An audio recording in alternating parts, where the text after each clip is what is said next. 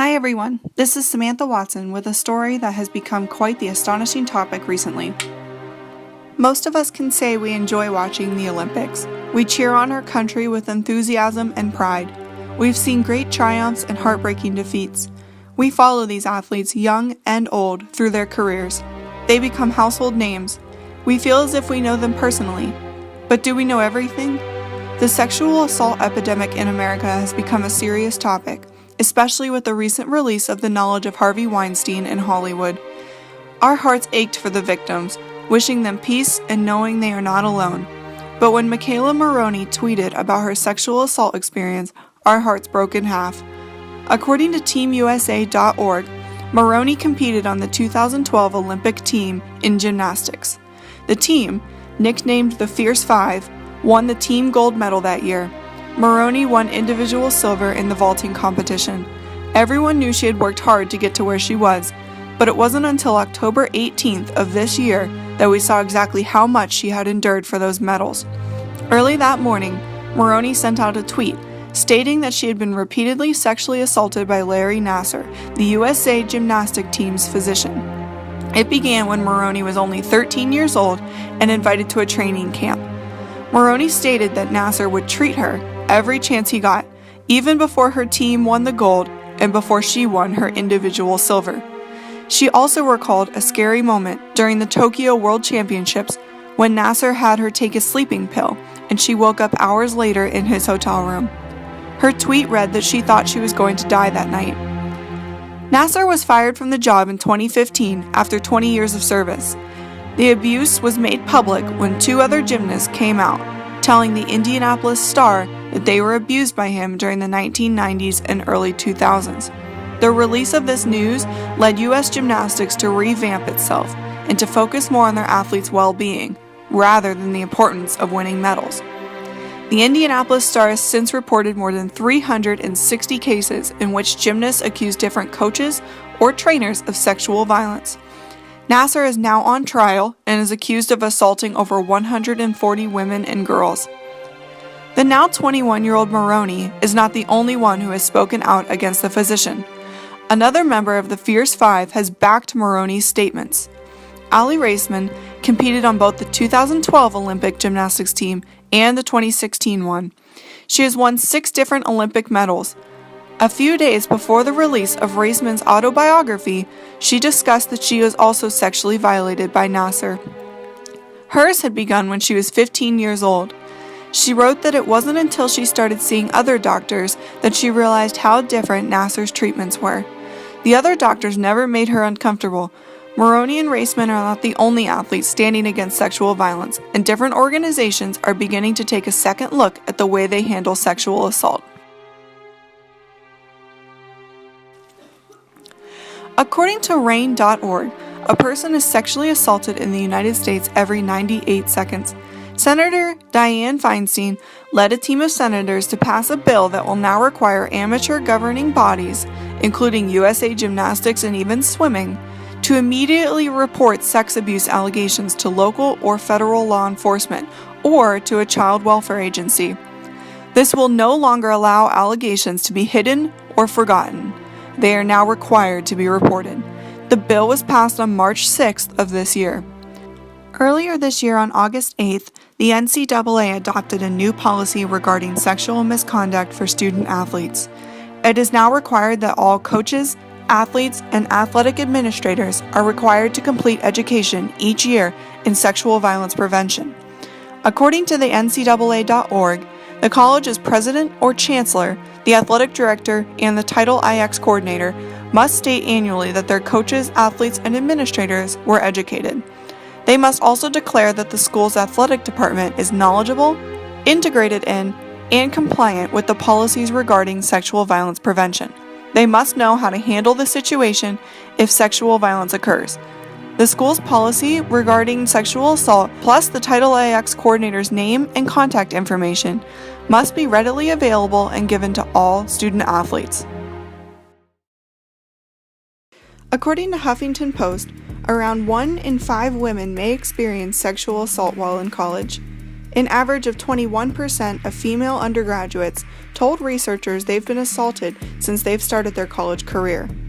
Sexual assault is not only a very serious crime to commit, it can be very traumatizing to the victim and can stay with them the rest of their life.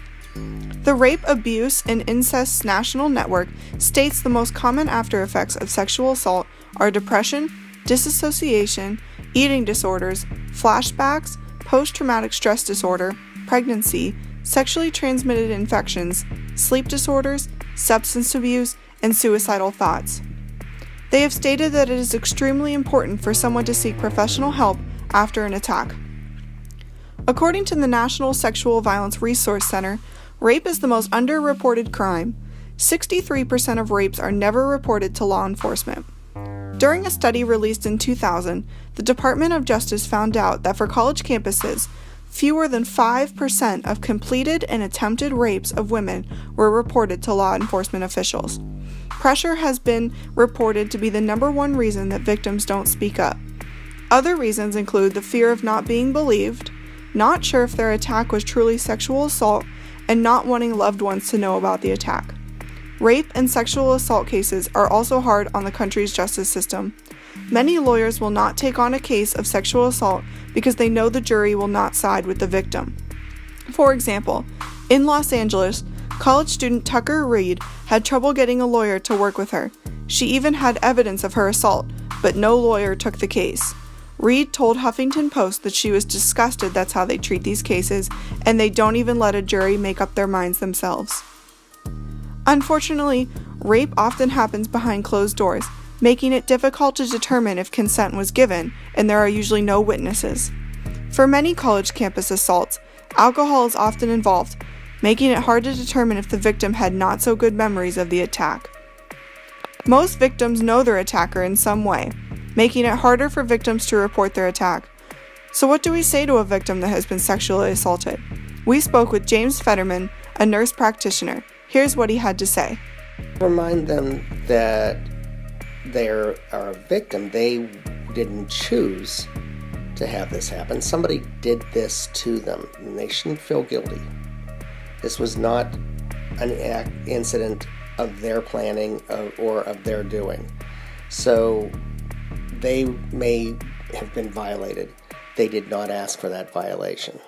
We will also tell them that we are here for them after they're discharged. If they have problems, they can always return to the emergency department.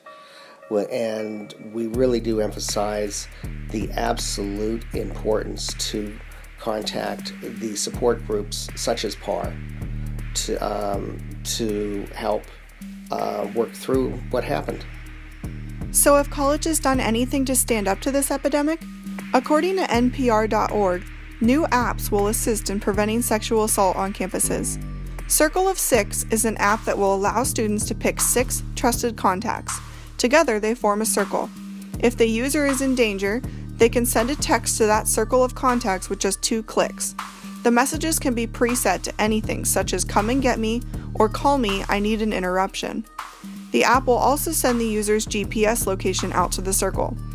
Here For You is another app that lists all resources available to a student that has been victim of sexual assault. It also provides information on how to help a friend. Moving back to the legal side of these cases, there has been recent progress. When 3 different juries convicted 3 Vanderbilt football players for rape in 2011, they ignored pleas that it had just been a drunken mistake. The juries also had evidence when surveillance footage was shown of the players carrying the girl and one player coming back later to block the camera. Even with this progress, rape and sexual assault is still a big problem in this country.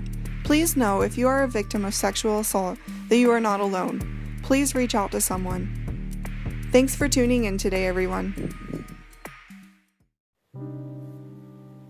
It's time to clean house. These brave words, spoken by sexual assault victim Rose McGowan, echoed through the Women's Convention in Detroit. In early October of 2017, actress Rose McGowan took to Twitter to expose the truth.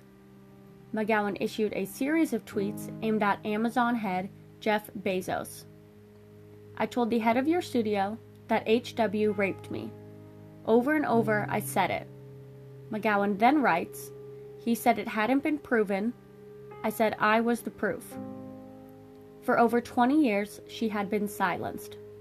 Now, she is holding nothing back. Sexual assault in the entertainment industry has been somewhat of an unspoken contract.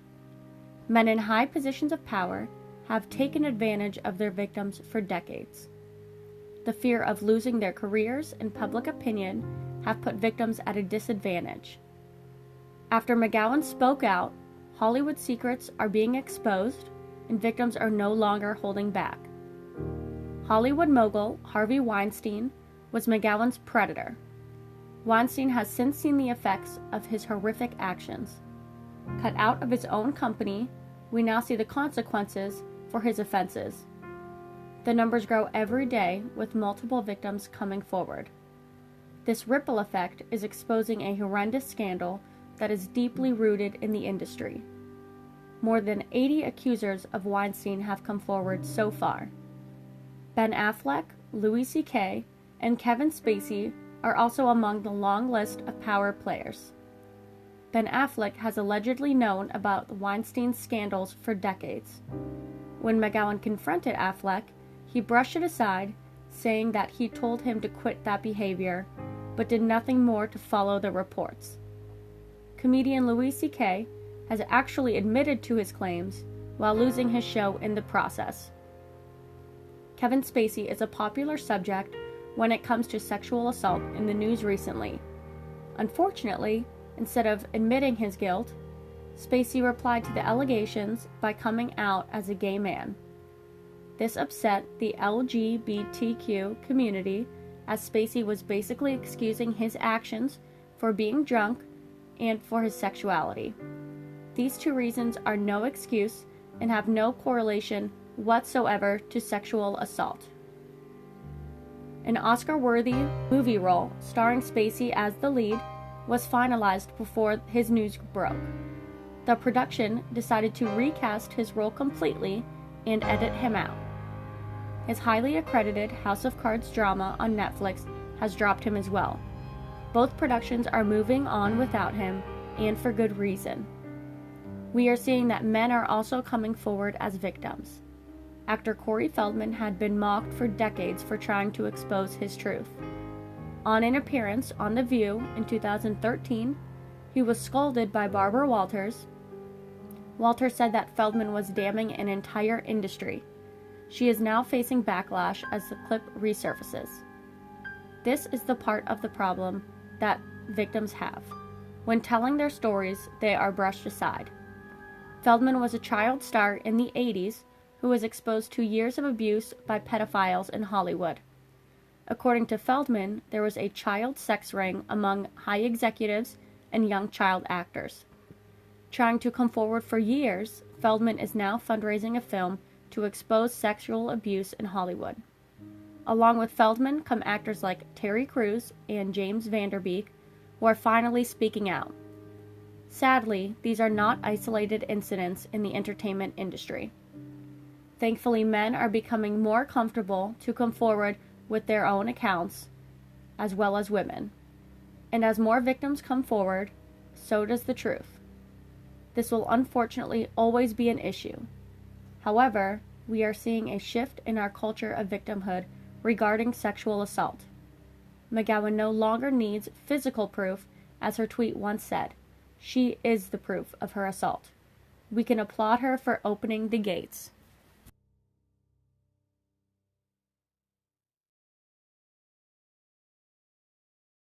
In the news tonight, the hashtag MeToo has been blowing up social media, with several people coming forward either sharing the hashtag or telling their own stories. The hashtag first took off on October 15th by a tweet from Alyssa Milano expressing if you have been sexually assaulted or harassed, to tweet hashtag MeToo in response to her. Since then, the hashtag has been taken by storm all over social media. Originally started by Tarana Burke, a women's rights activist, over 10 years ago. One woman that has shared the hashtag, Lauren Trunick, a sophomore at Point Park University, decided to bring it to light and tell her own story. I posted it because it mentioned that you could post it if you were sexually harassed, and I have been sexually harassed very many times throughout my life, but one specific time that I thought of was when I went to a nightclub with some of my friends from college, and I had a lot of guys that just grabbed me and grinded on me and did things to me without my consent. Like, I was able to overcome it more because when I first told people, like, some people just kind of laughed about it, like that shouldn't happen, and they didn't really pay attention to the fact that it upset me. But when I realized that I was able to feel like upset about it, it really made me feel better about it. Like, not better about it, but it made me feel more comfortable talking about it. I'd like people to know that I'm a strong person with ambition and goals, and just that I'm so much more than the way people have treated me. Since the term has gone viral, several people, including celebrities, have come forth to tell their stories as well.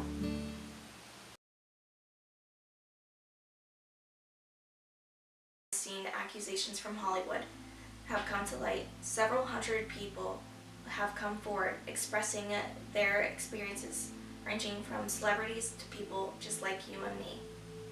However, if you're in a domestic violence situation, there is hope for you. If you are living within the Erie area, there is a shelter that can help you, Erie Dawn. First created in 1995, the Sisters of Mercy, the Sisters of St. Joseph, and the Sisters of Benedict all came together to create a safe haven for homeless women and children. With celebrities coming forward, even local people started to share their stories of how they were able to escape. One person's story is Katherine Himes, who was forced into a domestic violence situation for several months with her mother's boyfriend. I was put into this situation from Easter to about mid-May. One night, it seemed like he wasn't in a very good mood. I was studying for SATs because I wanted to retake them, but they kept interrupting me, and I was a little mad, but I decided I'll just study another night. And so I'm going to bed, and it's about 1 in the morning, and I'm a very heavy sleeper, so you know it's bad when I wake up. All of a sudden I heard my mom's terribly sobbing and this guy screaming at her, and I was mortified because I heard punches, I heard it. You know, when you hear your mom cry, you can't help but cry too.